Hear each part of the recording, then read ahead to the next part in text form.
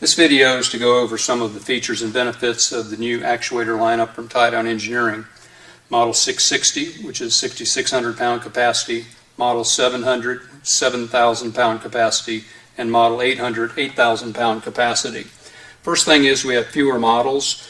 All of the three that we've mentioned here all have the extended housing, which covers the solenoid. Previously we'd had a short version, medium, and a long version, so now it's just one housing length. The visual improvements: cast iron latch handle. It lays down when it's in the locked position. Previously our actuators were locked in an up position. Now it's in a down position, much nicer looking, and you know when it's locked. Underneath is a cast steel ball clamp. This is a carryover from models past, much stronger than a stamped steel coupler to lock the ball in place. One of the new features is the quick latch coupler. What this means is that if the handle is down and you set this on top of your trailer ball, it locks it into place by setting the weight of the trailer down. Later in the video we'll show this on actual use on a trailer. Then of course you can release it by putting the handle up. We continue with the safety lock mechanism, which you use your pin to go in the side, and this locks the coupler to the ball. It has nothing to do with the handle. It locks the mechanism to the ball so that it can't come out. So that's important always in setting up the trailer, and put that in there.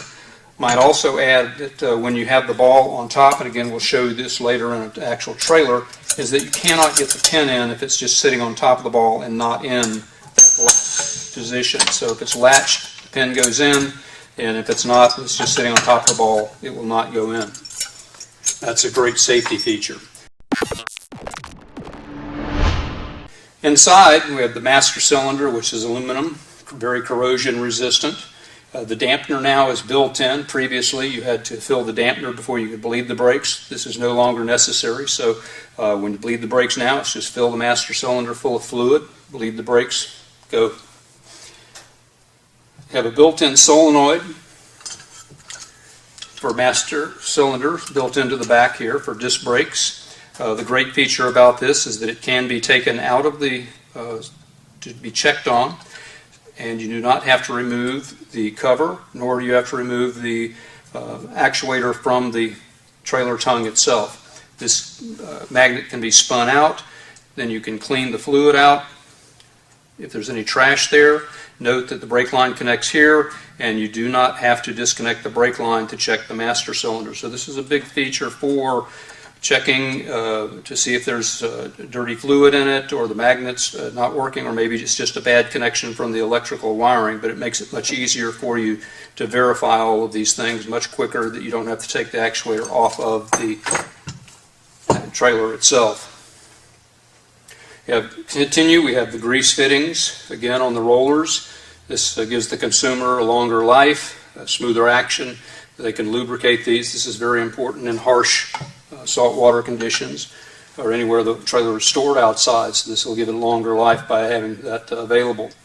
Our e-stop cable is coiled, vinyl coated, again stays out of the way, and when it's connected to the vehicle it tends not to droop because of it being coiled and vinyl coated.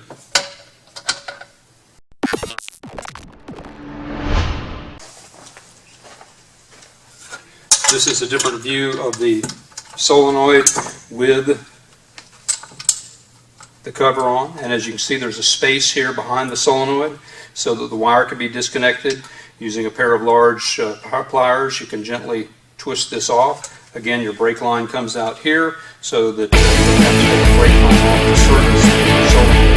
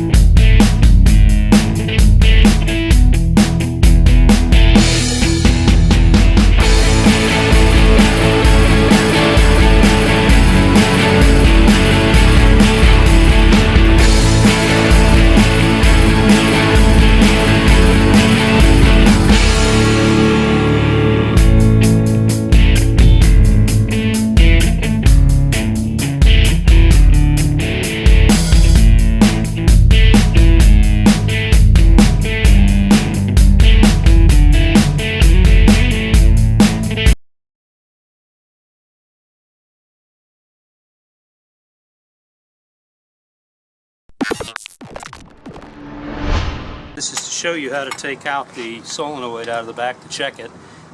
The cover already is loosened up so for the video. Simply take a pair of pliers that have a nice wide grip, disconnect your blue wire so that it will swivel around, and then simply take that and turn that so that you can get in there and twist this out by hand.